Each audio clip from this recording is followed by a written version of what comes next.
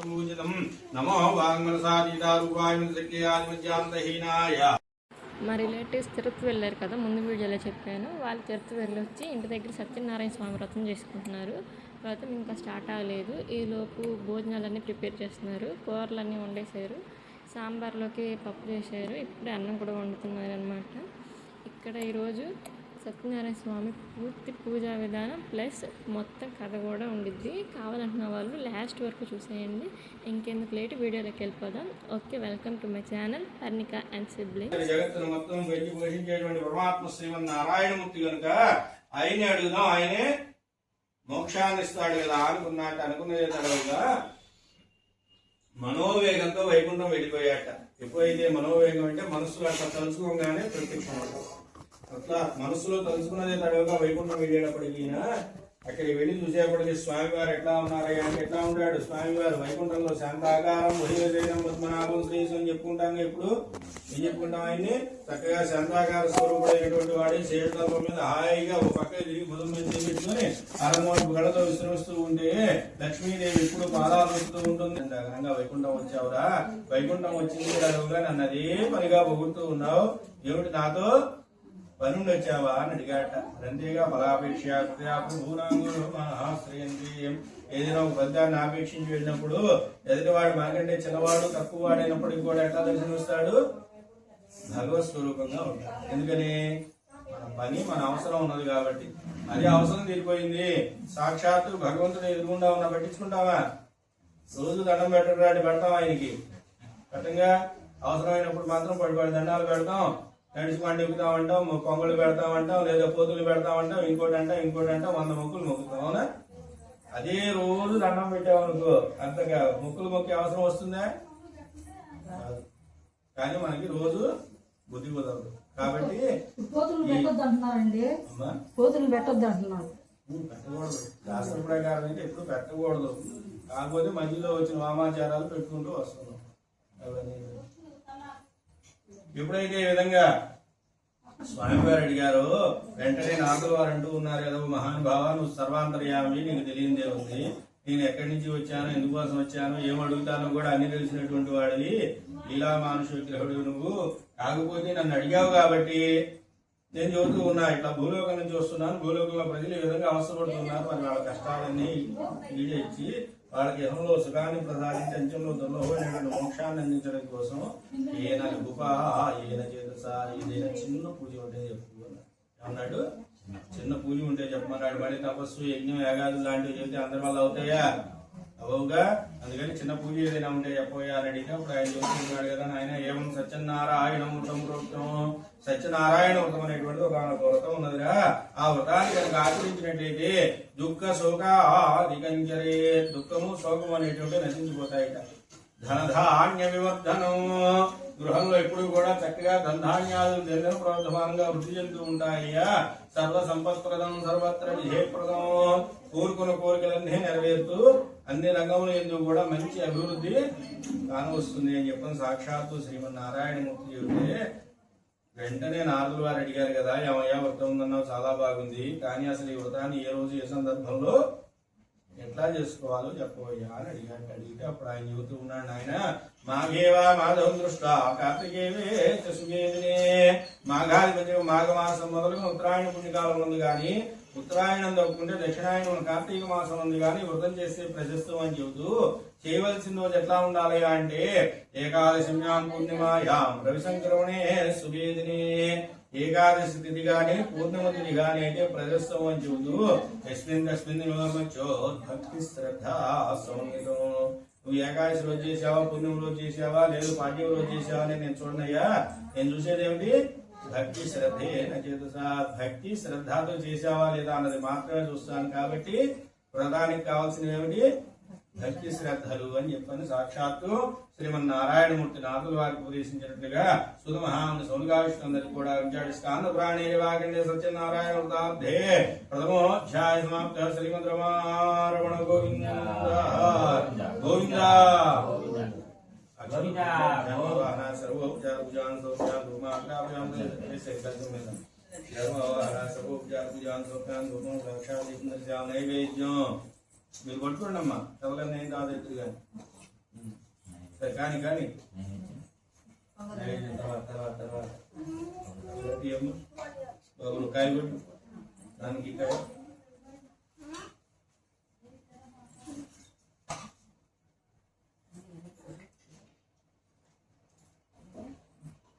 అనేగా తీసి పెట్టింది కాయ తీసి పెట్టింది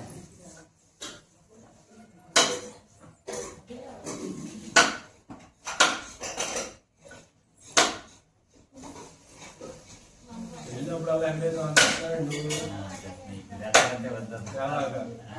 పెట్టకూడదు ఫోటోలు ఇంట్లో దేవుడు గుట్లేదు పెట్టు కానీ ఎన్నెండో వెంకటేశ్వర స్వామినే కాదు ఏ దేవుడు కూడా ఒకటి రెండు నుంచి ఉండకూడదు రెండు పటాల నుంచి ఉండకూడదు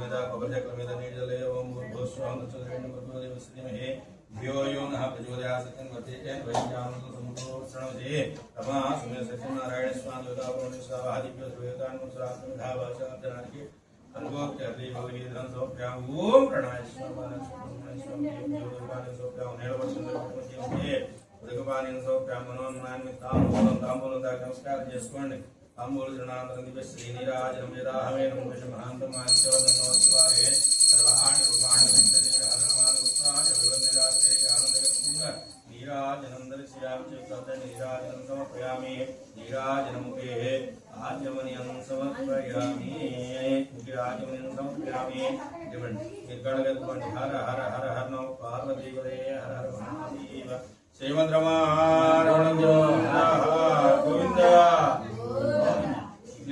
లేచి బయట వాళ్ళకి చూపించి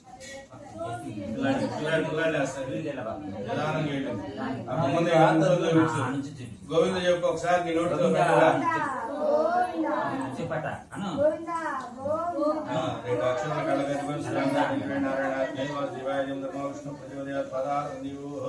దివ్య నమస్కారం సమర్పయామి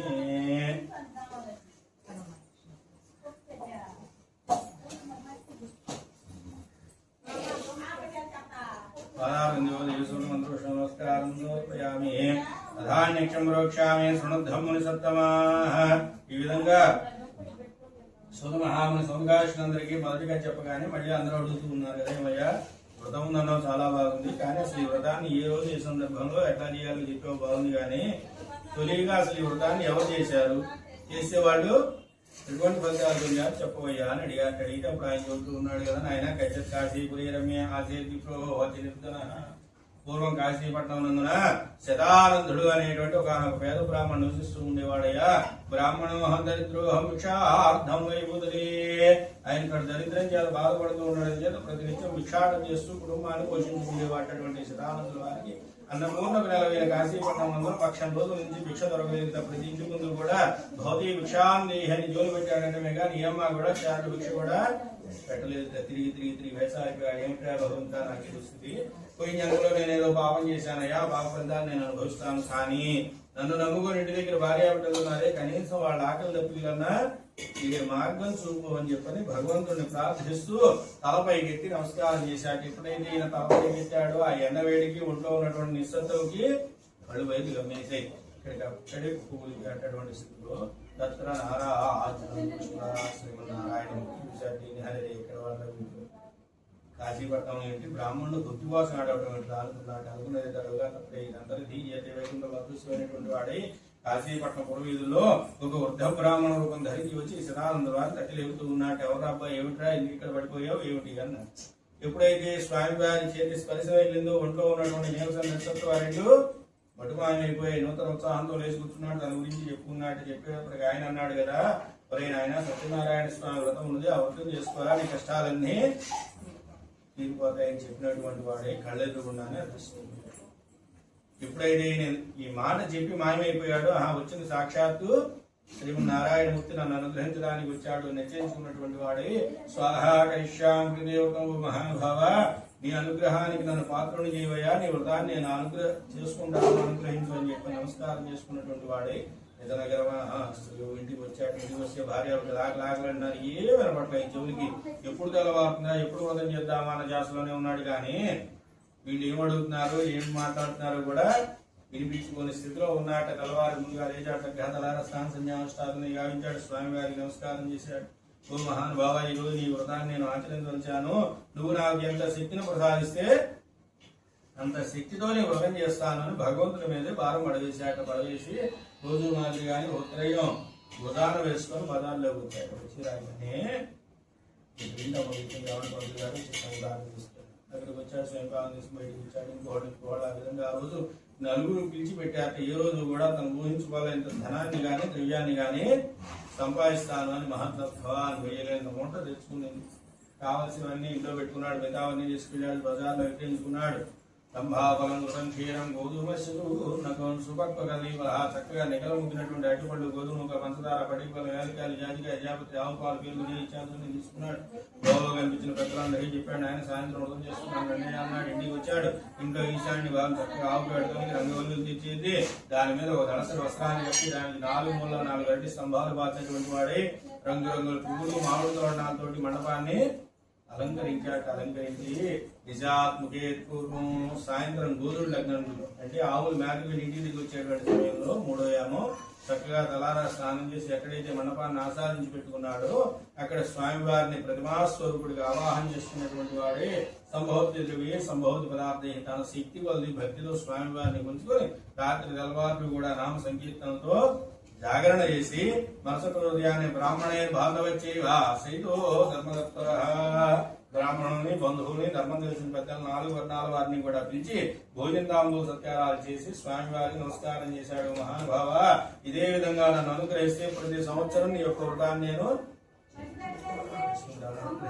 నమస్కరించాక ఆ నమస్కార ప్రభావంతో, సంకల్ప ప్రభావంతో అది కొద్ది రోజుల్లోనే సదానంద వారు కాశీపట్టణ నలుగులో పడి ఇహలోకే సుఖం వృత్వాంతి సత్యపురమేవో ఇహంలో భూభాగ్యాలు పొంది అన్యంలో దుర్లభమైనటువంటి మోక్షాలు పొంది విష్ణు సాన్నిధ్యం చేసుకున్నాడు అని చెప్పని సుధమహాముని సోమగారి కూడా స్కాంద పురాణే వాక్యండే సత్యనారాయణ వృతాంతే ద్వితీయోధ్యాయ సమాప్త శ్రీమద్ రమణ గోవింద గోవింద ధ్యానవాహన సర్వోపచారం నైవేద్యం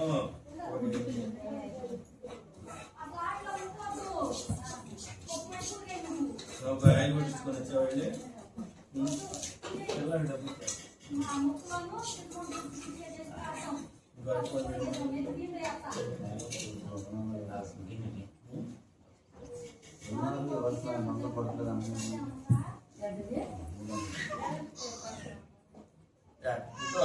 ముందు అసలు కొడితే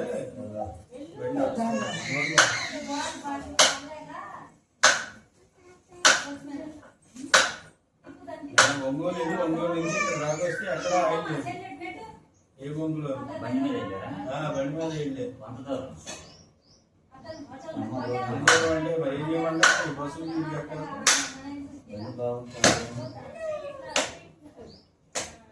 పొద్దునే వినాయకుడికి వెళ్దామని వచ్చా.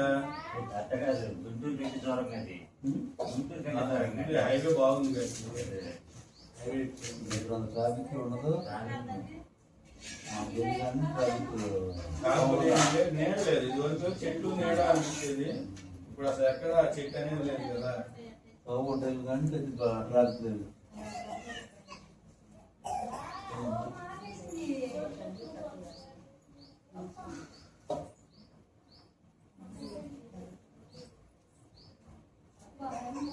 అవజాకుల మీద అడిపండు మీద నీళ్ళు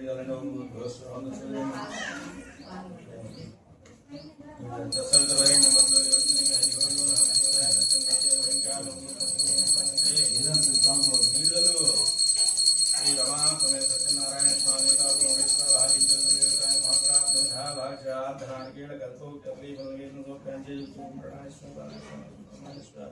మధ్య జీవదేవాన్ని 1 ఏళ్ళు పట్టుకుంది. వృక్షాభూషణ వృక్షాళ్యాం పాదవృక్షాళ్యాం శుద్ధాచమనం నామానికి తాంబూలం తాకి నమస్కారం చేసుకుని సతాశాసనం శివాయ చంద్రమానవర్థం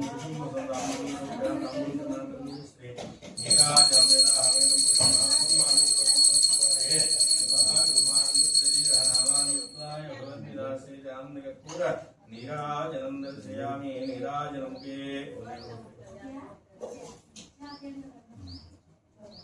హర హర హర నో పార్వతీవదయే హర హర మహాదేవ శ్రీమద్రమారమణ గోవింద గోవింద గోవింద గోవింద గోవింద గోవింద గోవింద గోవింద రెండు పువ్వులు కడగట్టుకుని స్వామివారి దగ్గర వెళ్ళి నారాయణ దేవా శివాయ దేవతను విష్ణు ప్రచోదయాత్ మహాదేవ మే విష్ణు పత్ని మేతను లక్ష్మీ ప్రచోదయాత్ పాదారవిందయో మంత్రపుష్పంజ నమస్కారం సమర్పయామి అక్షరం చేతిలో పట్టుకోండి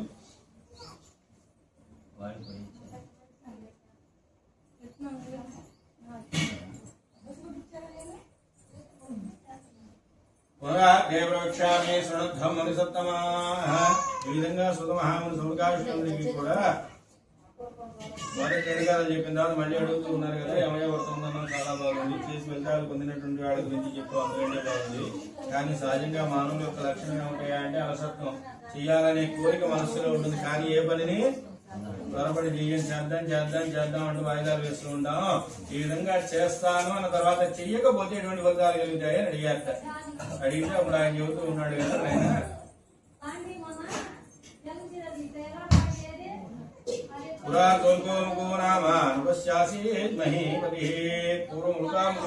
మహారాజు గారు భద్రశీలాన్ని రోజున భద్రావతి అనేటువంటి నగరాన్ని ఏర్పాటు చేసుకున్నటువంటి వాడు ప్రజానురంజకంగా పరిపాలన చేసేటటువంటి మహానుభావుడు ఒక ఏకాదశి పర్వదినాన భార్యా సమేతుడై బంధుగణంతో సేవకాగణంతో ఉండేటువంటి వాడై ఈ నది ఒడ్డును కూర్చొని స్వామివారి యొక్క వ్రతాన్ని ఆచరిస్తూ ఉన్నాడు. ఆ సమయంలో సాధు అని పేరుకెళ్ళిన షావుకారు సుగంధ ద్రవ్యాపార నిమిత్తమై ఆ నది మీద నావులో ప్రయాణం చేసి వస్తూ ఉన్నట్ట. ఒడ్డును కోలాహలం చూశాడు. అరే వాళ్ళు ఇక్కడ మంది జనాభా ఉన్నారంటే వాళ్ళు ఇక్కడ ఏదో సంత జరుగుతుందేమో, మన ద్రవ్యాన్ని తీసుకెళ్తే మంచి లాభంతో విక్రయించుకోవచ్చు అనుకున్నాడు. నావును ఒడ్డును లంగర వేయించాడు. లంగర వేయించేటప్పటికి నాగులందరినీ అక్కడ ఉండమని తను మాత్రం ఒడ్డుకి చూసేటప్పటికి అక్కడ ఏదో రాజుగారు దైవ కార్యక్రమం చేస్తూ ఉన్నాడు. అంతా ఇందాక రాజుగారి పక్కనే కూర్చొని రాజుగారిని అడుగుతూ ఉన్నాడు కదా, కిమర్థం పురుషం రాజా కిం ప్రాప్తోస్మి చేతసా, ఏమయ్యా మహారాజా ఇంత ధనాన్ని ఇంత సమయాన్ని వెచ్చించి ఎంతసేపు కూర్చొని చేశావే, ఏమిటి పూజ, దీనివల్ల నీకు ఏమన్నా ఫలితం కలిగిందా, కలుగుతుంది అనుకుంటున్నావా, లేదు పెద్దలు చెబితే చేస్తున్నావా అని అడిగారు. ఎవరా నిన్ను అడుగుతాను చెప్పు, దేనికోసం చేస్తున్నావు ఈ పూజ, ఏమన్నా ఫలితం కలిగిందనే కలగాలనే, లేదు అమ్మ నాన్న చేయమన్నారు కాబట్టి కూర్చొని చేస్తున్నావా, ఎందుకు కూర్చున్నావు పూజకి,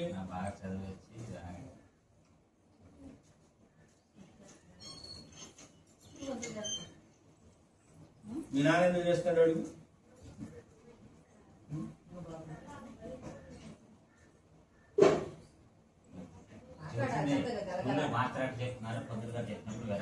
చెప్పాలి దేనికోసం చేస్తున్నావు పూజ, నువ్వు బాగా చదువుకొని నీకు మంచి ఉద్యోగం రావాలని మీ నాన్న చేస్తున్నాడు ఈ పూజలు, అర్థమైందా, మరి అది నువ్వేం దండం పెట్టుకోవాలి దేవుడికి,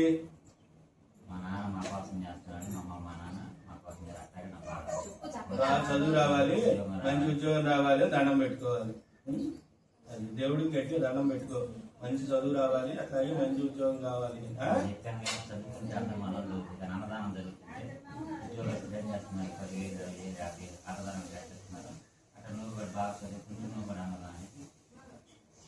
ఎప్పుడైతే రాజుగారు నీ మాట అడిగాడో రాజుగారు చెప్పారు ఏదైనా ఆయన పూర్వం నాకు సంతానం లేకపోతే పెద్దవాళ్ళు చెప్పారు వ్రతం చేస్తే సంతానం కలుగుతుందని, పెద్దల మాటను విశ్వసించి నేను సంతానం కావాలి అని చెప్పని భగవంతుని కోరి నమ్మి కొలిచాను. భగవంతుడి అనుగ్రహం చేత నాకు సత్సంతానమే కాదు అష్టైశ్వర్య భౌభాగ్యాలు సిద్ధించి వాళ్ళు నేను ఇంత ఉన్నత స్థితిలో ఉన్నానంటే కారణం స్వామివారి యొక్క అనుగ్రహము అని చెప్పాడు. ఎప్పుడైతే స్వామివారి అనుగ్రహం చేత సంతానం కలిగింది, అష్టైశ్వర్య భౌభాగ్యాలు సిద్ధించాయని రాజుగారు చెప్పాడు. వెంటనే షావుకారు అడిగాడు కదా, మా పేరు సంతతి నాస్తి తస్మాధ్యాయుడు, ఎవరేమో నాకు సంతానం లేదు, నేను కూడా ఈ యొక్క వ్రతం చేయవచ్చా, చేస్తే నాకు సంతానం కలుగుతుందా అని కోరాడు. ఎప్పుడైతే ఈ మాట అడిగాడో వెంటనే ఆయన చెప్పాడు కదా, రాజుగారు నాయన భక్తి శ్రద్ధే అని చేతుగా భగవంతుడి యొక్క భక్తితో చేసే కార్యక్రమంతో శ్రద్ధతో వ్రతాన్ని ఆచరించుకో నీకు తప్పని సంతానం కలుగుతుంది అని చెప్పినటువంటి వాడే ఆయన ద్వారా ఆయన వెళ్ళిపోయాడు. రాజుగారు ఎప్పుడైతే ఈ మాట చెప్పాడు వెంటనే షావుకారు నమస్కారం చేశాడు. మహానుభావ ఇంటికి వెళ్ళగానే నేను వ్రతం చేస్తానయ్యా, నాకు సంతానం కలిగేట్టు చూడు అని ఎక్కడే నమస్కరించినటువంటి వాడే ఇక వ్యాపారం మీద ధ్యాస వెళ్ళలేదు. ఇంటికి వెళ్ళి పూజ చేసుకుంటే తొందరగా సంతానం కలుగుతుంది నాన్న ధ్యాసలో ఇంటికి బయలుదేరి వచ్చేసాడు. ఎప్పుడైతే ఆయన ఇంటికి బయలుదేరి ఇంటికి వచ్చాడో తస్య భార్య లీలావతి సుశీల సుధీమతి ఆయన భార్య అయినటువంటి లీలావతిగా గబగబా వాయి కాడి పెడుతున్నానికి నీళ్లు తీసుకెళ్ళి అడిగింది కదా, ఏమిటండి ఇంత తొందరగా ఇంటికి వచ్చారు, ఏమిటి ఆరోగ్యం సహకరించలేదా, వ్యాపారం సహకరించలేదా, వాతావరణం అనుకూలించలేదా, ఎందుకని ఇంత తొందరగా ఇల్లు చేరారు అని అడిగితే ఆయన అన్నాడు కదా వచ్చినానే కీటలార్లేస్తే ఎప్పుడు డబ్బు ఏమైనా వ్యాపారమైనా కాదు సంతదాయకమైనటువంటి వ్రతం సత్యనారాయణ స్వామి వ్రతం. ఆ వ్రతం చేస్తే సంతానం కలుగుతుందిట, కాబట్టి ఆ వ్రతం చేద్దామని ఇంటికి వచ్చాను అన్నట్టు. ఎప్పుడైతే స్వామి వారి వ్రతం చేస్తే సంతానం కలుగుతుంది అని భర్త చెప్పాడు, ఆవిడ అడిగింది కదా ఇది ఆ వ్రతాన్ని ఈరోజు చేసుకున్నామండి, త్వరగా చేసినట్లయితే త్వరగా సంతానం కలుగుతుంది కదా అని కోరింది. ఎప్పుడైతే ఈ విధంగా ఆవిడ అడిగిందో వెంటనే ఈయన మనస్సు మారిపోయింది. ఏమిరా ఇవాళ ఉంటుంది ఇంత ఖర్చు పెట్టి ఈ రోజు వ్రతం చేస్తాం బానే ఉంది, రేపు సంతానం కలగకపోతే కలిగితే ఆనందమే, కలగకపోతే పెట్టిన ఖర్చు అంతా వృధా అయిపోతుంది. ఎవరు ఇస్తాడు, చేసిన బంధువులు గారు ఇస్తాడా, చెప్పిన రాజు గారు ఇస్తాడా, వచ్చిన బంధువులు ఇస్తారా, ఇచ్చేవాళ్ళు ఎవరు ఉన్నారా, ఎవరు లేరు. ఇవ్వాలంటే భగవంతుని ఇవ్వాలి. ఇవ్వాలంటే ఆయన మనం పెట్టిన రూపాయి ఎందుకు కలెక్కిస్తాడు, మనం కోరుకున్న కోరికనే నెరవేరుస్తాడు. ఇది నమ్మకం లేని పెట్టుబడి ఉన్నది, ఇది ఇవ్వాలి కాదు. అదే సంతానం కలిగిన తర్వాత అయితే 10 రూపాయలు అనుకున్నది 100 రూపాయలు ఖర్చు పెట్టి ఘనంగా చేద్దాం అనుకున్నాడు. అనుకొని ఆ మాట భార్య చెప్పకుండా ఆమెతో చెబుతున్నాడు ఏదో వస్తుందా రాజుగారు నాకు చెప్పగానే నేను సంకల్పం చేసేమని సంతానం కలిగితే వ్రతం చేస్తాను. ఇందాక ఏమన్నాడు, ఇంటికి వెళ్ళగానే వ్రతం చేస్తానన్నాడు. ఇప్పుడు ఏమంటున్నాడు, ఆమెతో సంతానం కలిగితే వ్రతం చేస్తానన్నాను, ముందుగా చేసామనుకో భగవంతుడు కోపం వస్తుంది, సంకల్పం సరిగ్గా చేయలేదని వాడు కాదులే రేపు సంతానం కలిగిన తర్వాత చేద్దాం అనేటప్పటికీ భక్తమాట ఆవిడ ఎదురు మాట్లాడాల. సరే కొంతకాలం గడిపి భగవంతుని గ్రహించేద్దాం గర్భాన్ని ధరించి 10వ మాసం నందు 12 ఆడపిల్లను ప్రసవించిందిగా. అమ్మాయి ఏ విధంగా ఉన్నాయా అంటే శుక్లపక్షంలో పూర్ణి ముందు చిన్నదే చక్కగా రోజు మగ వచ్చేసి నాకు 15 మాసాల నాటికి పూర్ణిమ విమలా ఉన్నది అమ్మాయి వివరణం. ఆ రోజు బాలసాల గురించి సరిగ్గా అందరూ చూశారు. రేపై చక్కగా కళలు ప్రకాశిస్తున్నది కాబట్టి కళావతి అని నామకరణం చేయరా అన్నారు. ఎప్పుడైతే ఈ మాట అన్నారో ఆయన బియ్యంలో నామకరణం రాస్తూ ఉంటే పక్కన కూర్చున్న భార్య అడిగింది కదా, ఏమండి ఆడైనా మగైనా సంతానమే కదా, సంతానం కలిగితే వ్రతం చేద్దాం అనుకున్నాం కదా, మరి వ్రతం చేద్దామండి అడిగేటప్పటికి ఈయన ఆలోచన అది లేకున్నాయా. కాబట్టి రూపురేఖల్లో కానీ ఆస్తి పాస్తుల్లో కానీ దందాల్లో కానీ ఐశ్వర్యంలో కానీ గుణగణాల్లో